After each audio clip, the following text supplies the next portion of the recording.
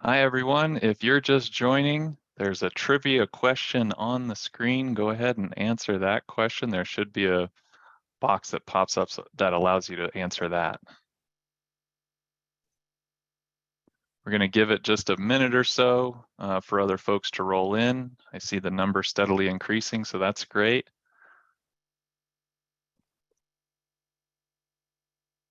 Again, if you've just joined or allowing a little time, feel free to answer the trivia question that you see on your screen. We'll get started about a minute after.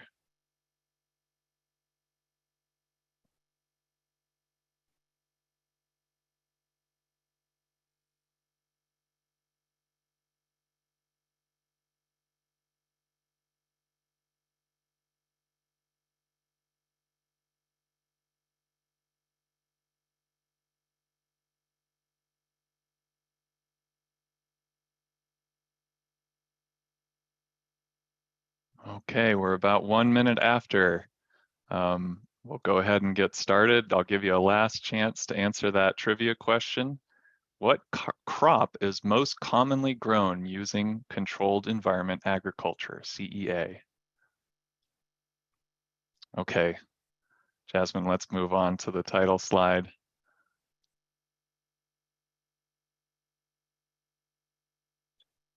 All right, well, hi everyone. Welcome to this Better Buildings webinar titled Not Your Garden Variety Grow Space, Integrated Lighting in Greenhouses.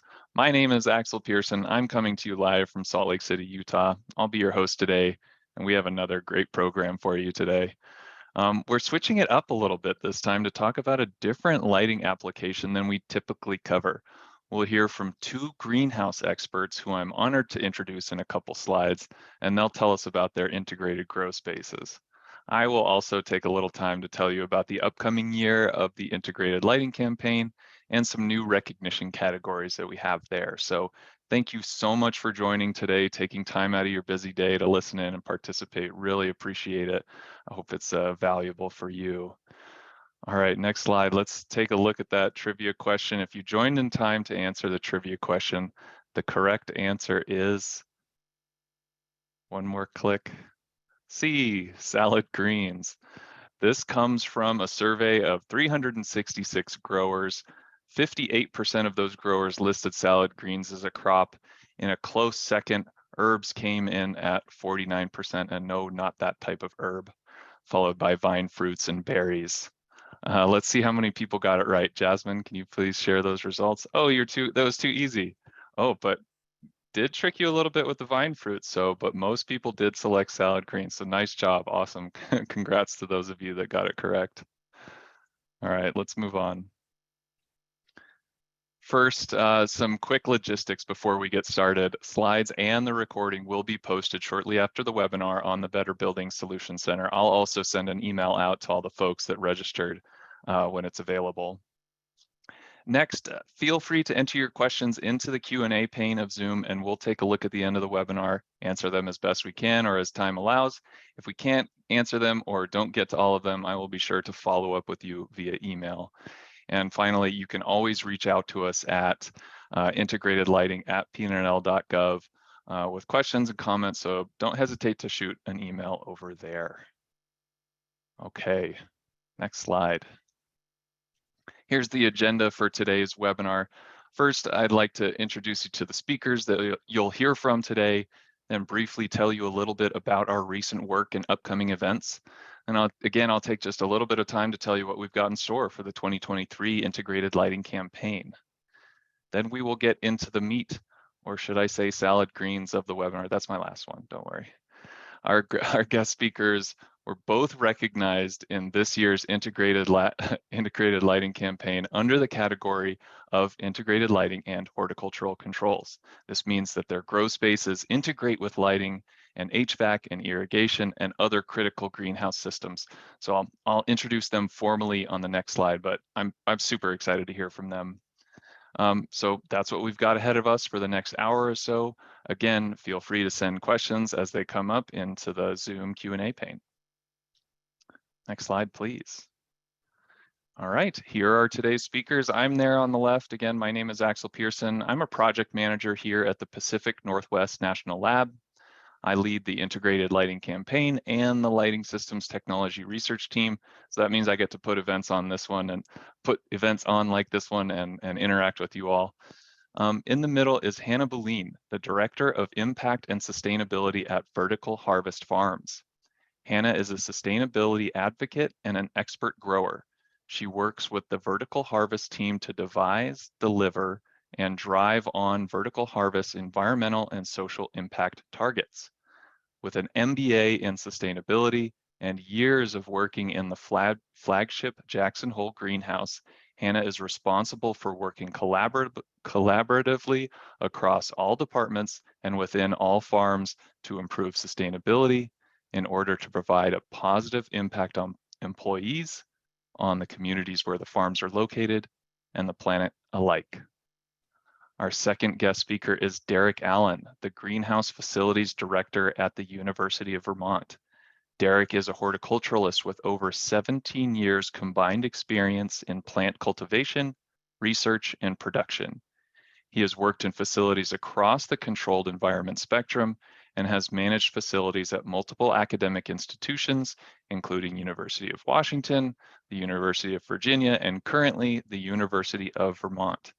Derek has a master's degree in environmental horticulture and applies his knowledge and experiences towards enhancing integrated pest management best practices, improving energy efficiency, and reducing horticultural waste in controlled environments.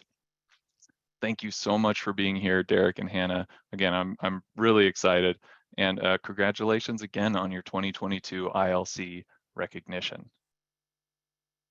Next slide, please. Before we get started, there's a few things I'd like to mention just quickly from DOE and our partners. If you attended our last meeting on germicidal ultraviolet light, or GUV, you might remember that we're looking for host sites to evaluate this technology. If you have or are interested in installing GUV in your building, let us know. We'd love to work with you. Next, as you might guess, the third year of the integrated lighting campaign is opening at the new year. More to come on that in a couple slides. There's also a deadline coming up for the L Prize, which, if you're not familiar, is a challenge that offers cash rewards for innovations to rapidly improve lighting performance. If you're interested in participating, you must submit your intent to submit by January 13th. In industry news, the Design Lights Consortium, or DLC, has released version 3 of their horticultural technical requirements. So if you're looking for grow lights that meet the most up-to-date energy and quality standards of performance, and you're looking for utility rebates, check out the DLC QPL. And finally, some events that you should be aware of if you're not already. I have 2 webinars coming up in February on the ILC, both opportunities for supporters and participants. So I'll cover a little bit of what I'm going to say then today, but if you want more information, join those 2. There's also the NALMCO Spring Seminar that will be held in March. They have some good trainings and content at that event, so I encourage you to attend that if you're interested. And then also there's the Better Buildings, Better Plants Summit, April 11th to the 13th. When you get the slides, you can click on all of those for more information. Okay. Yeah, moving on to what brings us together today. This webinar is a production of the Lighting Systems Technology Research Team. We aim to reduce lighting energy use by sharing insights and experiences related to emerging lighting and control systems and documenting solutions. We want to share our work with you and also get your input on how we can help you save energy and improve your buildings through lighting. If you've attended these webinars this year, we've been asking all of you to complete polls during webinars, answer surveys via email, and you've given us really valuable feedback that really truly helps us drive our work and allows us to provide you with resources that help save energy in buildings. So I hope to keep this momentum going in 2023, and I hope that you'll keep joining our meetings and providing us with your valuable input. If there's a topic you're interested in that you want the lighting experts here at PNNL to cover, please let us know. Next slide. On to the integrated lighting campaign. I hope you're all familiar with the integrated lighting campaign, but if not, just like the name sounds, the ILC recognizes innovative lighting projects that push the envelope in terms of integration, energy savings, novel capabilities, and non-energy benefits. When recognized, participants get announced at the IES annual conference. We develop case studies and infographics and videos. DOE will send out promotions as well, and they have participants have an opportunity to present on webinars, just like our guest speakers today. So if you know of a lighting project that would be a good fit for the campaign, please let me know. I'd be happy to work with you for a submission next year. Next slide. As we gear up for the 2023 campaign year, we added some new categories that I'm excited to present to you. What we're showing currently on this slide is the current 6 recognition categories. These were active this year. I don't want to spend too much time on them today since they've been a part of the program, so I'll just briefly mention them. Starting on the left there's the advanced use of sensors and controls for lighting. Then we have 3 separate categories for integrated systems, again, meaning that the lighting communicates with these various systems. Plug loads, HVAC, and other systems. Could be security, some other IoT application, any integration there.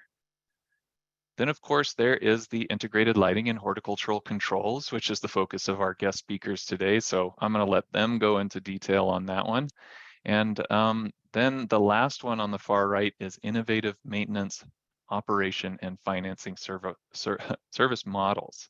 So those are the existing participant categories. They're still relevant for 2023, in addition to the 4 new categories for 2023 on the next slide.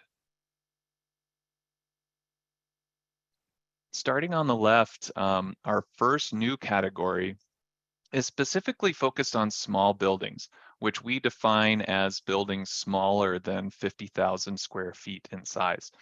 So this category really acknowledges that lighting controls are not one size fits all. Sometimes it doesn't make sense to have a super complex networked lighting control system, especially in smaller buildings that have a smaller amount of luminaires or buildings that don't have a building automation system or a dedicated facility manager. So we're looking for novel kind of room control approaches here that work for the space and the occupants. Next, we have a category for germicidal ultraviolet or GUV systems for energy savings and improved indoor air quality. This is obviously a hot topic right now. It has been for the last couple of years, and it's a promising technology for safety in buildings. We want to recognize projects that have successfully deployed energy efficient GUV systems in buildings to reduce the spread of airborne pathogens and improve indoor air quality. Our third new category is sustainability and lighting, also a popular topic, and we want to highlight projects that have successfully minimized their environmental footprint and impacts across the project lifestyle. This could be using products that are serviceable, those that are made of recycled materials or other sustainable materials, approaches that extend product lifetime and support maintenance or improved end-of-life outcomes like reuse, remanufacturing, recycling, proper disposal of e-waste.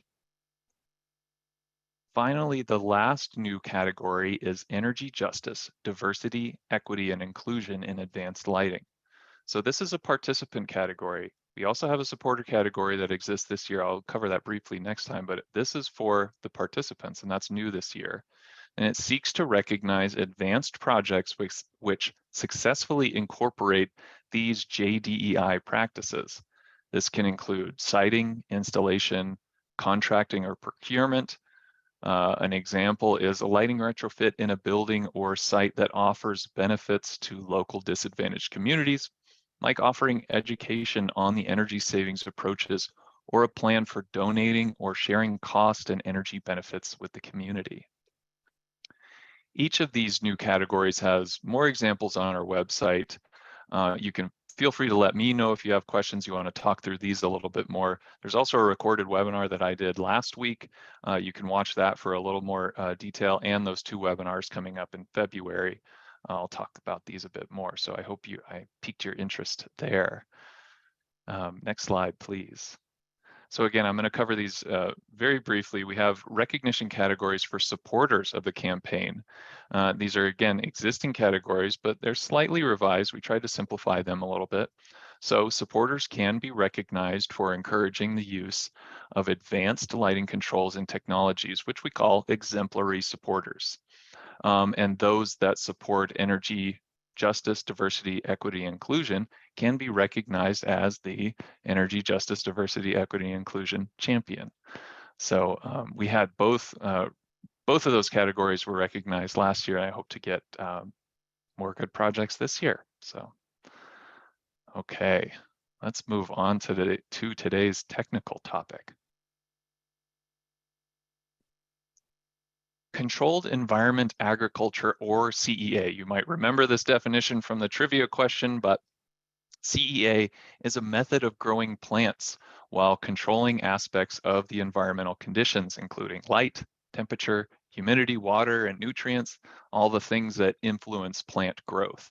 So there's a variety of ways to control the growing environment that range from little control to all full control. So kind of there's a spectrum here. Left side of the screen, very little control, all the way to the right of fully controlled. So on the left side of the spectrum, there are grow tunnels or hoop houses that simply provide some type of structure over open plots of land.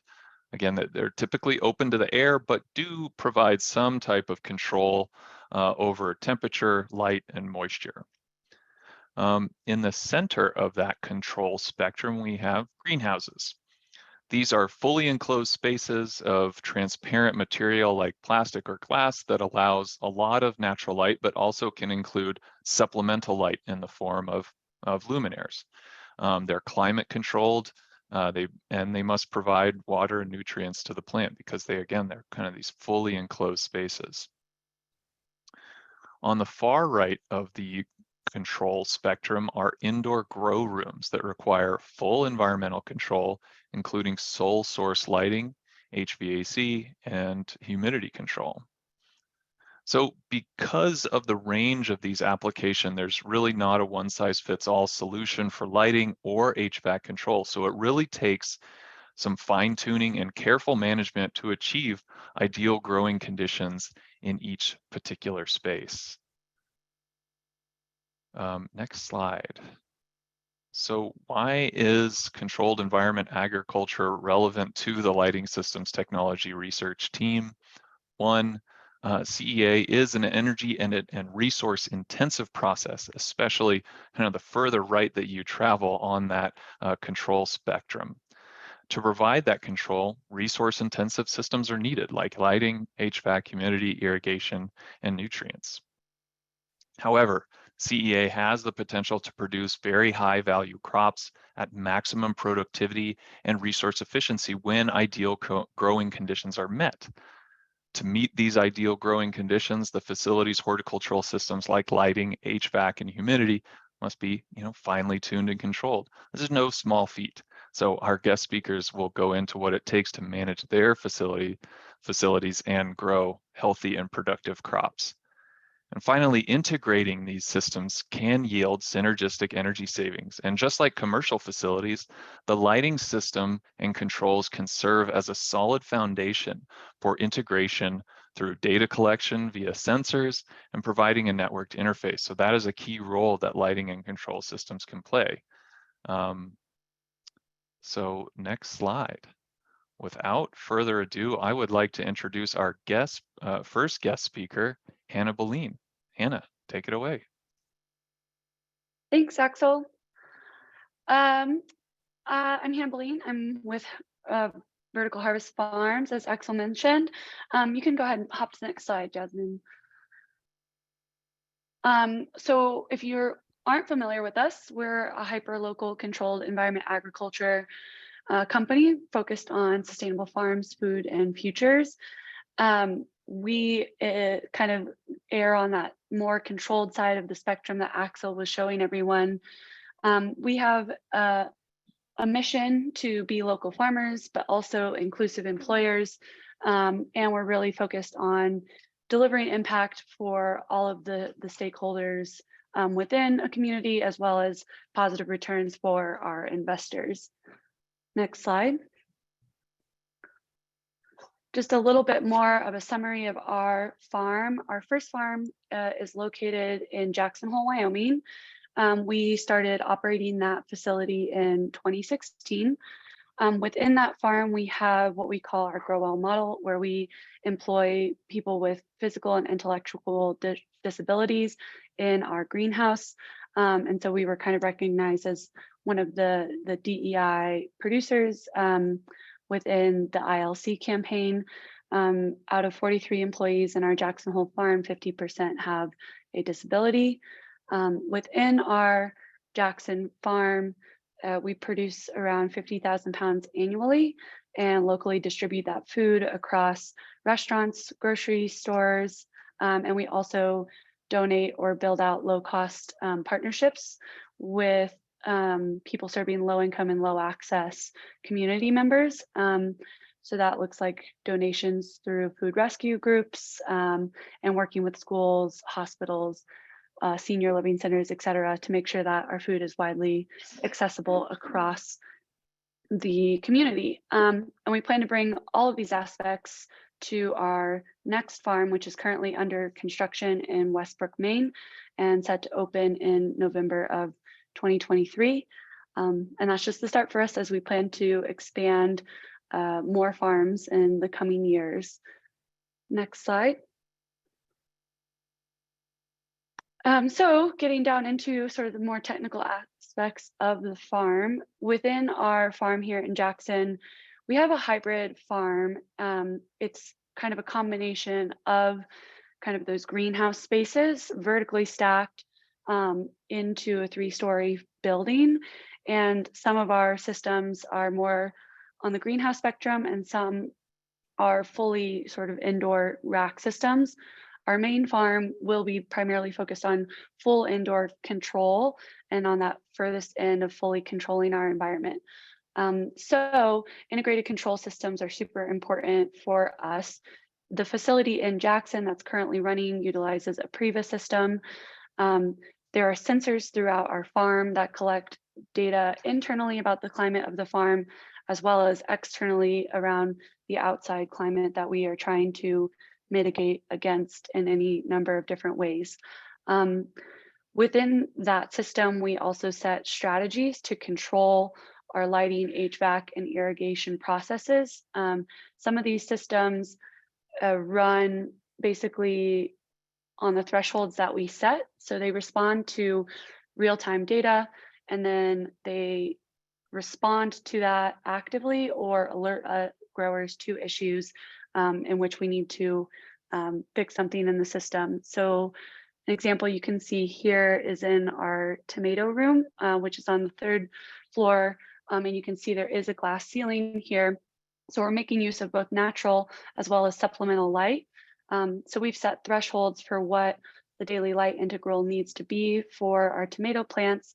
And on days when it's perfectly sunny, those HPS lights that you can see in the photo will turn off.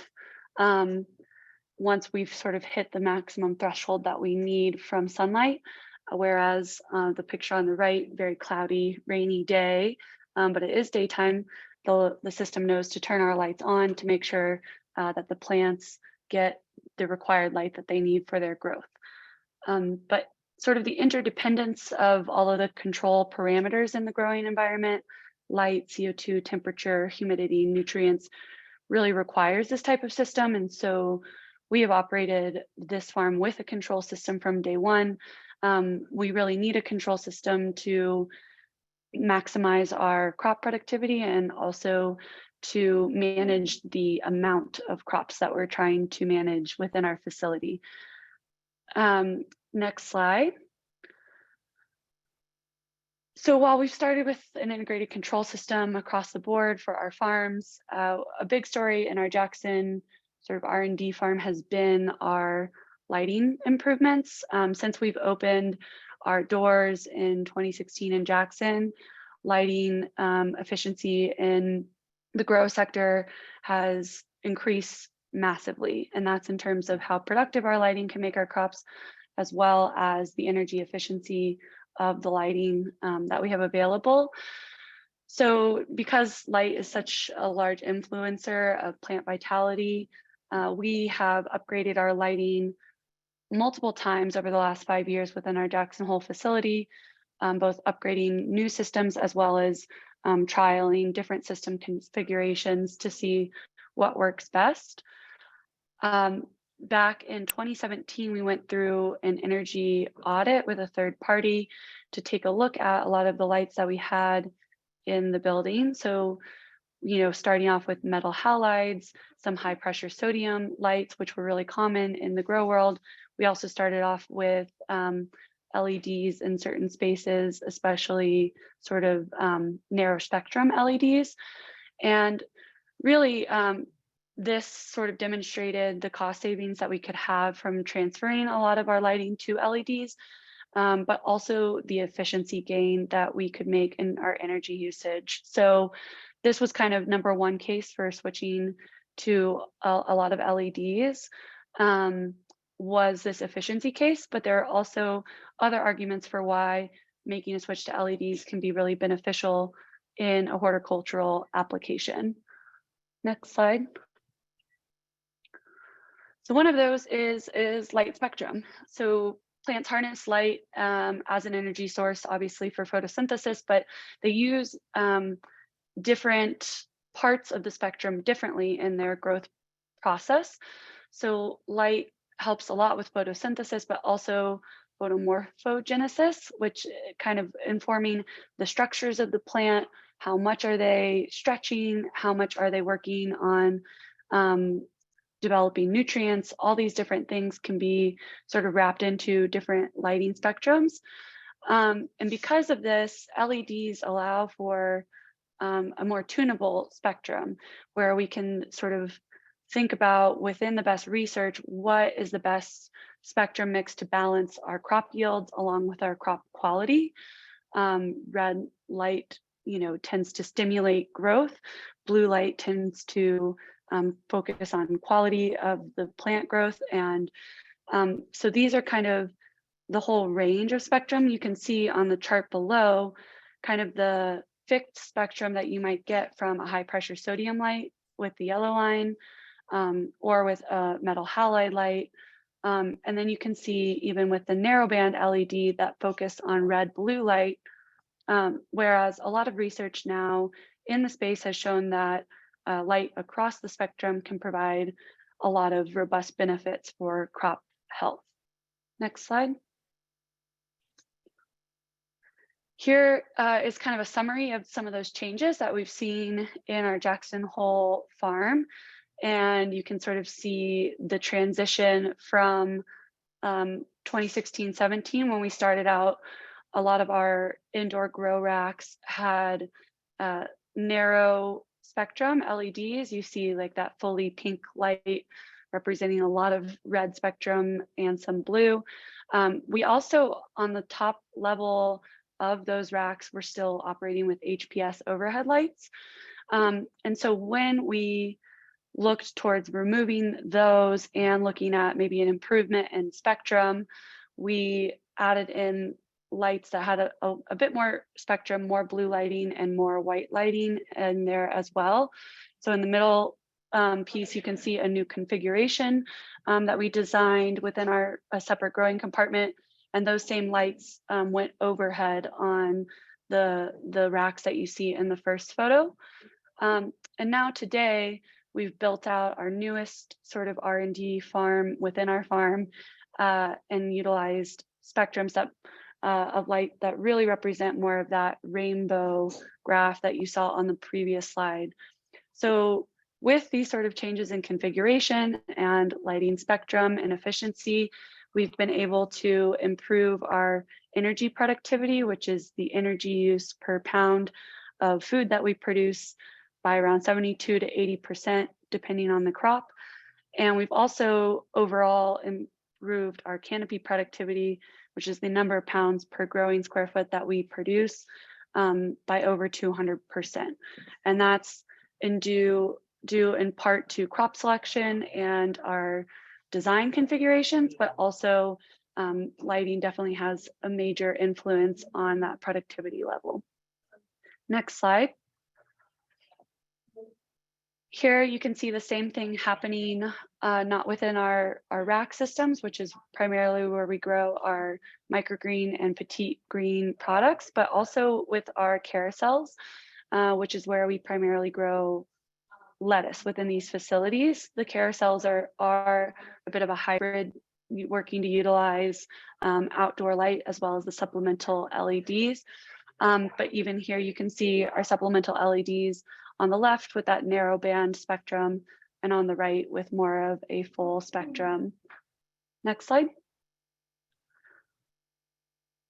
Beyond energy efficiency and allowing for a tunable spectrum, our LED changes also help us with lighting intensity.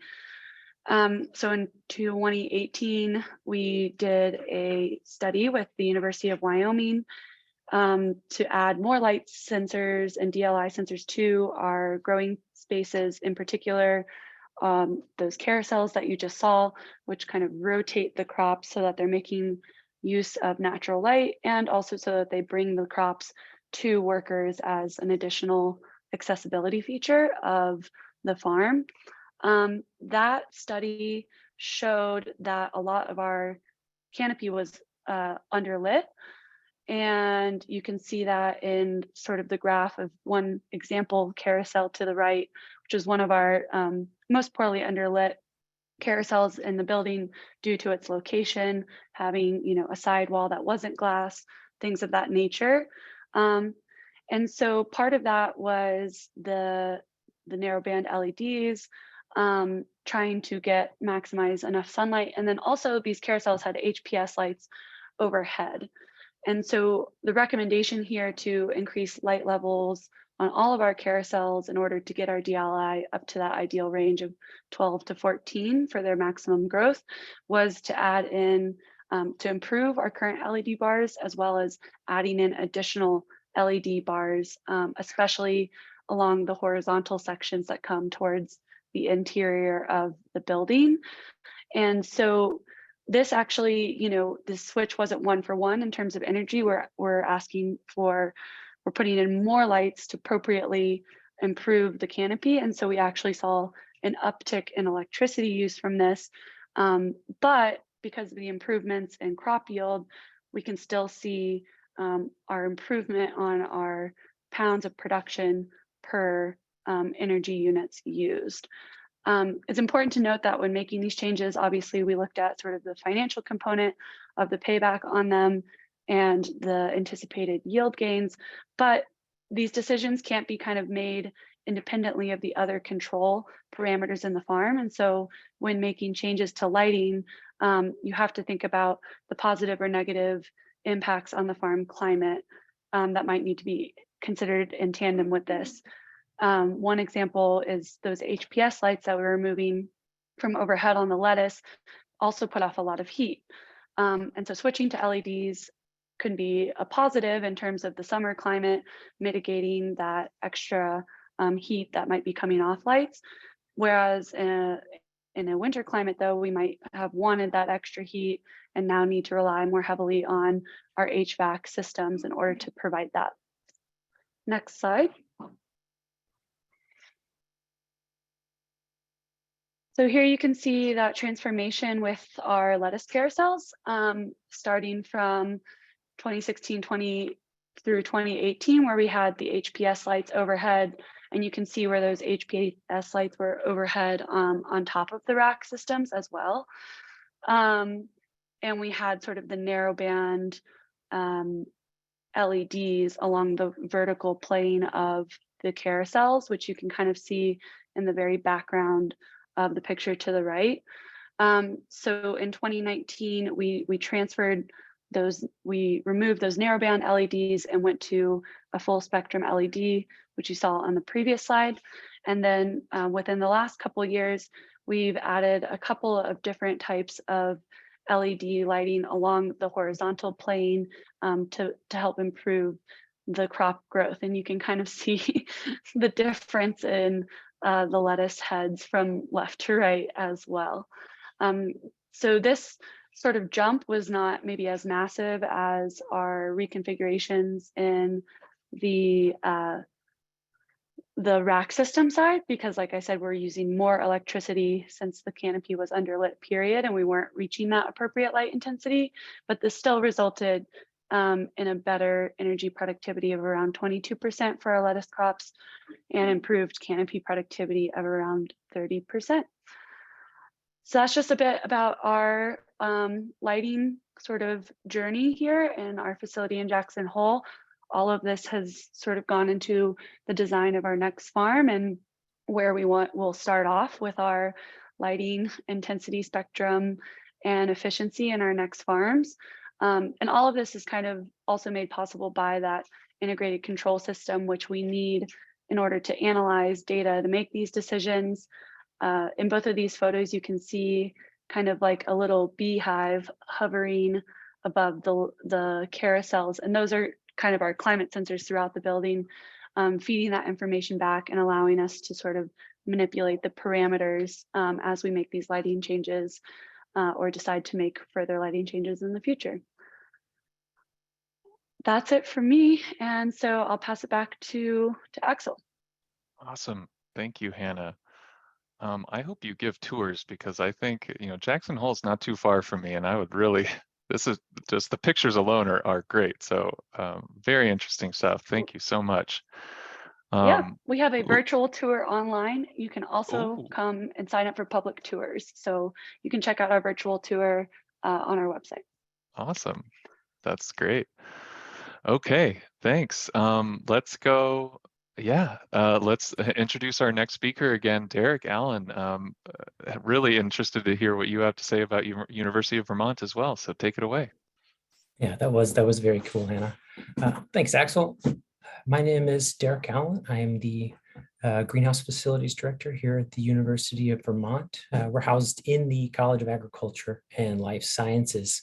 My team and I manage 3 separate facilities here. The one you can see in the picture is our main campus facility, and it's the most technologically advanced and the one I'll be presenting on.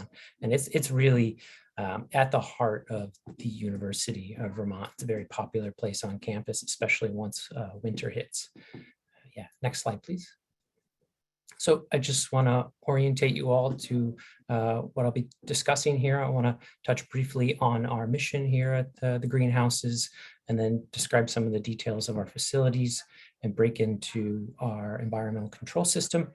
And then I'll wrap up with some of our completed equipment projects, including the lighting project we finished in summer of 2021, as well as our climate curtain project we just finished in September, and then some ongoing and future projects we have planned here at the greenhouse. Next slide. So the UVM greenhouses are a core facility for the University of Vermont, and it's our goal really to support the research, education, outreach mission of the College of Ag and University of Vermont at large. Next slide, please. So in terms of research, we are an R2 research university, and I'd say about 40 to 50% of our main campus greenhouse space is utilized by researchers, mainly in the plant and soil science and plant biology departments. And they're asking and answering questions everywhere from entomology and integrated pest management to invasive species, forest modeling. And we also have a well-established fern diversity research hub here at the University of Vermont. Next slide. Of course, we're a university, so a big core component of our mission is education of our students. And at last count, we have over 20 different courses that engage with the greenhouse, including greenhouse operations and management, which I teach in the spring semesters, plant propagation, plant systematics is another big one, as well as even a botanical illustrations class, which comes in and utilizes some of our conservatory pieces for their art projects. It's a really cool component for that class. We also offer internships in the fall and the spring. They support our conservatory in the fall, and in the spring, they gain hands-on experience in plant production and sales, and prepare themselves for a career in horticulture once they graduate. And we also have about 6 to 8 federal work study positions that we open up for students throughout the year. And these folks are critical to just the day-to-day functions of the greenhouse, and they're a great group of students. You can actually see in the picture some of my greenhouse operation and management students installing a vertical farm wall, and then down below they're taking some light measurements, and they have a project to design a light map for the greenhouse. Yeah, next slide. And the last piece of our mission is really just supporting the outreach and kind of communicating what we do in the greenhouses to the wider community, the wider public. And like I said, we have a conservatory. It is open to the public Monday through Friday, and it's mostly tropical and subtropical species, as well as some diversity outside of that, including almost about 400 individual taxa. So it's a permanent living plant collection. We open up the greenhouse for tours. So whether it's faculty, staff, we have elementary kids, high school kids coming in pretty regularly, master gardeners, taking tours, learning about our research, some of the cool plants we have in the conservatory. We also offer growing advice for folks. We have an Instagram account that my work study students maintain, and they're always posting about some of the cool stuff that's in bloom in the conservatory, or some of the research and teaching that's going on. We do have an active plant rental program where departments at the university will rent our plants and showcase that for events. And then a really, really big component of the greenhouse is we do in-house production and sales. And so we have a big spring sale where we're growing everything that you might need to start your backyard garden.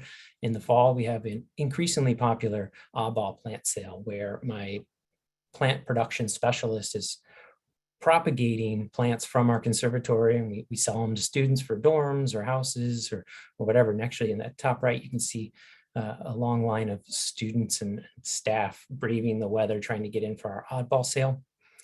We grow houseplants year round. And then coming soon, a little personal project of mine, we're going to start growing some native plants. And a lot of this just dovetails back into our education side of things, because none of this would get done without all the students we have on hand. Next slide, please. So a little bit about the main campus greenhouse facility. It was built and opened in 1990. So, we're over 30 years old now, and we do have some aging equipment, which, we'll discuss as this presentation goes on.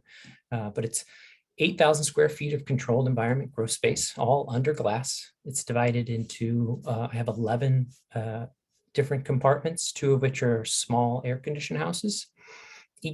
Each house has its own independent environmental control system, so I can tailor each of those individual environments to whatever crop or species of plant I'm growing to achieve maximum success. I mentioned the conservatory, so 2 of our compartments, it's about 1,200 square feet, house our permanent living collection of over 400 individual taxa from plants just kind of from various corners of the world. And we do have a outdoor nursery. It's about 2,000 square feet that we use about 7 to 9 months out of the year. Next slide, please. So let's get into the more interesting meat of it. Our environmental control system, the original install was our QCOM environmental control system, and we upgraded it a few times. But in 2015, we replaced that system with the Argus Titan environmental control system. And this actually predates my time, but we've been running with that for 7 years now. It's done really well for us. And much like in Hannah's case, it monitors and automates the greenhouse equipment using real-time data from sensor data collected internally and from the external weather station. And this ultimately controls our HVAC system, our lighting, as well as our climate curtains. That allows us to maintain ideal temperatures, ideal humidity levels, and ideal light levels for the target crop that we're growing in each individual compartment. And more specifically, what interests me the most and what's been the most useful is this piece that it's recording all of this historical trend data, and it stores it, and I can use it to analyze and figure out where things might be going wrong with some of my research projects if I need to fine tune the data. But it's also this historical data has allowed me to make strong cases for modernizing some of our really aging pieces of equipment. And so the rest of this presentation is kind of just going through some of these pieces of equipment that we're trying to replace and increase energy efficiency. Next slide, please. So the first project I want to talk about is our lighting upgrade. So this LED lighting upgrade was completed in the summer of 2021. I took over in early 2020, and when I came on, we were at a critical low point for the amount of lights that we had. Many of our aging HID fixtures were no longer working, or some of them were 10 to 15 years old, and they had a poor level of energy efficiency. And so there was definitely a need there, especially to improve our research capabilities to push for more lighting. So in the fall of 2020, I applied and received a grant from the UVM Core Facilities Upgrade Fund to purchase 18 Fluence high efficiency LED light fixtures. And after some research and looking at kind of our needs and the diversity of plants that we're growing, we really needed something that was more broad spectrum. We didn't want to target any specific spectrums because as my researchers come and go, their needs change. And so with a broad spectrum, it allowed us to have kind of a diverse approach to our lighting needs. And these two have a 2.7 micromole to joule efficiency. And so for those of you who might not be familiar, if you're in the market for LEDs, the industry standard is you really shouldn't purchase anything under 2.5 because that's just basically not giving you enough light for the amount of energy you're putting in. And these are tested and listed and certified by the Design Lights Consortium. So throughout the process of applying for this grant, I went to the Burlington Electric Department, and based on data that my predecessor had given them, this was Argus data that we had collected over the past several years before my time. And they based these estimates on 1,500 annual operating hours. And for those of you that are familiar with growing in the northern latitudes, that's an extremely low operating estimate. I think it only equates to about 4 hours a day of lighting. But this is what my predecessor had given them. So this is kind of what we went with for this first round of lighting upgrades. And what they estimated was about 12,000 kilowatt per hour annual savings, equating to just under $2,000 of annual electric savings.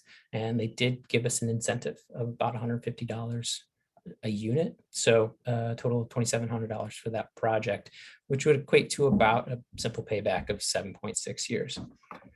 Next slide, please. So what do we do with these lights? So my focus is mainly on the research and getting our quality of research higher from what it was in the past. And so I installed all 18 of these lights in 3 separate research houses. And Hannah briefly talked about the heating output of LEDs compared to HIDs, and they do produce heat, but not nearly as much as an HID. So I installed a full 6 of them in one of our air conditioned houses, which you can see here in the picture. And mainly that was to reduce the cooling demand in the heat of the summer. And the reverse is true for these other medium-sized houses. So I actually did a mix of LED fixtures and some newer model Phantom HID high-pressure sodium lights that we purchased in a 1-to-1 ratio in 2 of our medium-sized houses, because as I'll talk later, our shade curtain system is old. It was very old and it's very leaky. And we were worried about bleeding a lot of heat off in the wintertime, and the loss of the HID heat, we weren't sure if that was going to really increase our heating demand. So we blended them in these medium-sized houses. And I do want to shout out to the Resource Innovation Institute. We partnered with them. I gave them access to a couple years of our Argus data, and they went through that, analyzed it, and just looking at 1 year of Argus data, we found some interesting stuff. And kind of what I was estimating we'd be running these lights at. So in the red there, you see the original estimates. So we originally estimated about 1,500 hours annual operation, but it actually turned out to be more than double that. So we ran these lights 3,500 hours a year, which actually equated to over 22,000 kilowatt per hour savings, over $3,000 an actual cash value in electric savings. And this actually brings the simple payback down to 4.2 years. And again, thanks to the Resource Innovation Institute, we were then able to take this information packet to Burlington Electric Company. And I've got a in-progress lighting project that I'm working on. I'm trying to get 28 more of these LED fixtures. And because of this data we were able to collect through Argus, we were then able to get them to increase the incentive up more than double. So now the incentive for LED units that we purchased is $370 a unit, which actually brings the simple payback to 3 years, which in the lighting industry, that's huge, especially for our needs. Yeah, next slide, please. So I mentioned our climate curtains. This project was actually just completed in September 2022.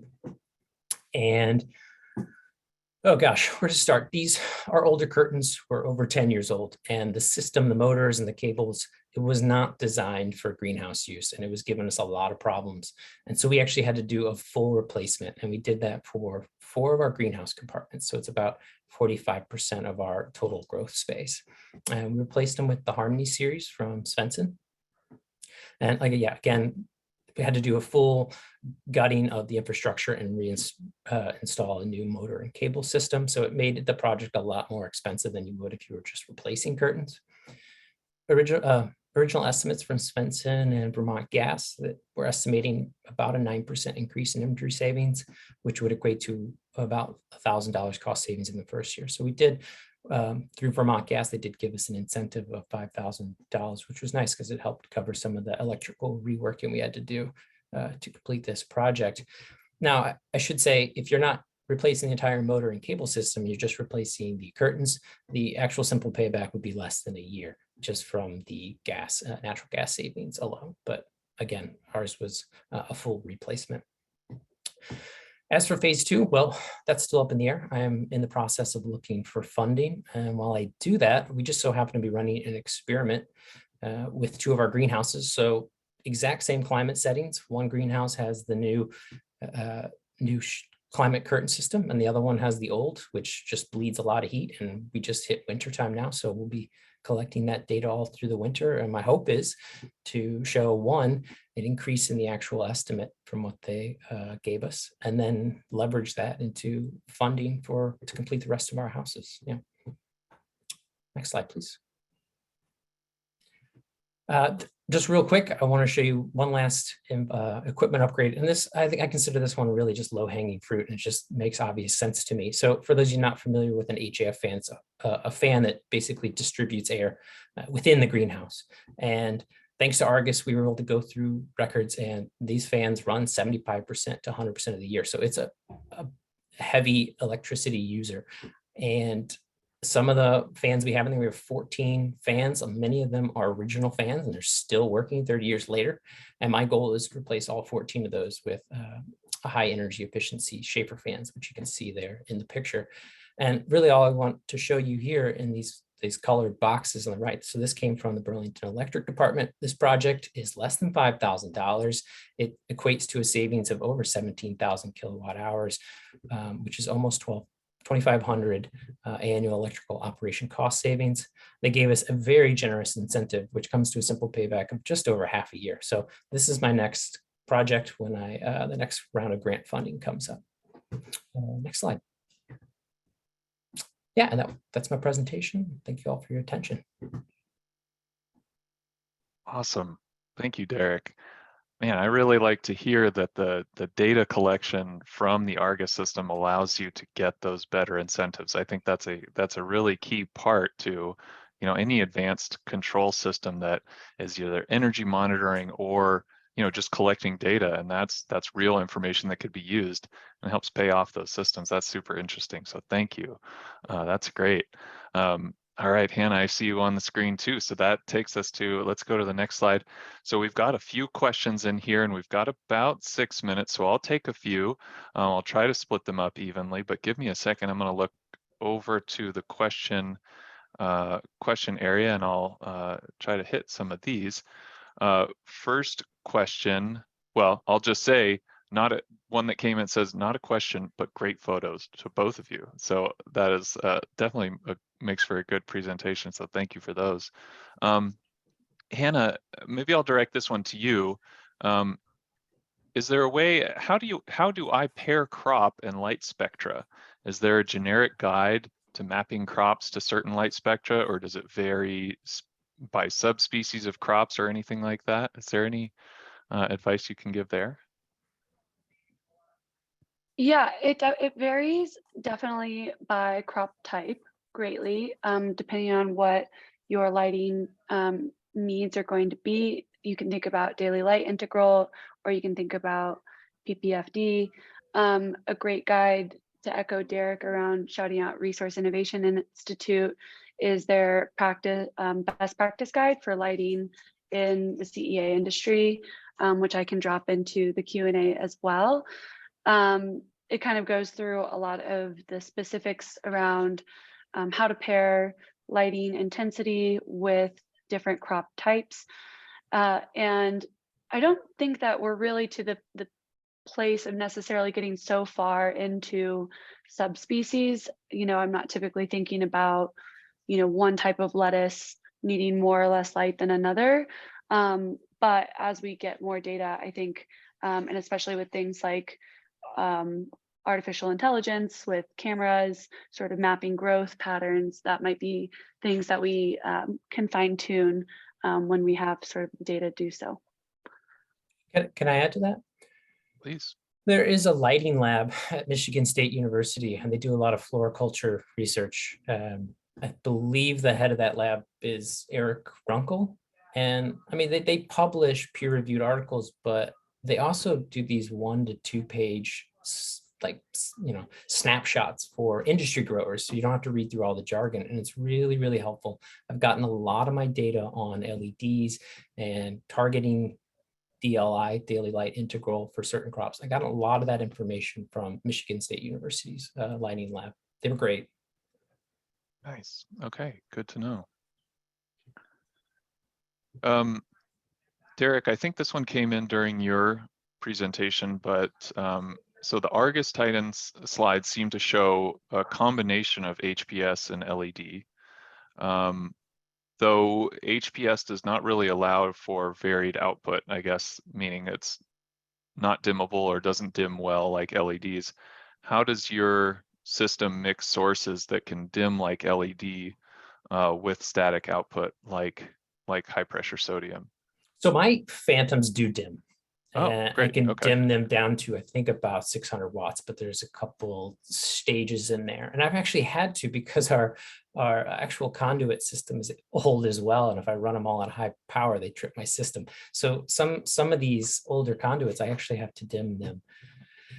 Now, in terms of kind of combining those, again, I think Hannah mentioned this too. I'm looking at a specific daily light integral that's ideal for my crops, and I can then go through my Argus data manually and make sure I'm pinpointing that specific daily light integral. And actually, this kind of ties into his earlier question about a light map. What I would do is, I actually have one here, is get a nice PAR sensor. So like a light core, I can't see that. There you go. Like a Lycor sensor. It's a workhorse. And if I need to take data from all corners of my greenhouse to see what the light levels are there, it's great for kind of managing that sort of thing to make sure my levels are even and accurate. Nice. Okay. Let's try one more, knowing that we just have a minute left, and I think this is related, but it's kind of reaching the end of my plant growth knowledge. Where did you get growth pattern budgets for better lights? Did you have a table saying plant size or yield based on DLI? Is that for Hannah? I think either of you. I think, I mean, so I think it's Derek received grant funding. We also receive grant funding for some of our lighting upgrades through the USDA REAP office, based on sort of making the case for energy efficient systems and equipment. So most of, a lot of that wasn't based on yield as much. That was I think part of our internal push is to sort of make I don't know if we had enough data at the time to sort of equate those things. And that's some of the things that we're looking at with like computer imaging, is trying to make that case better. But a lot more around it was based on just the energy efficiency period. I don't know if you had a different experience with that, Derek.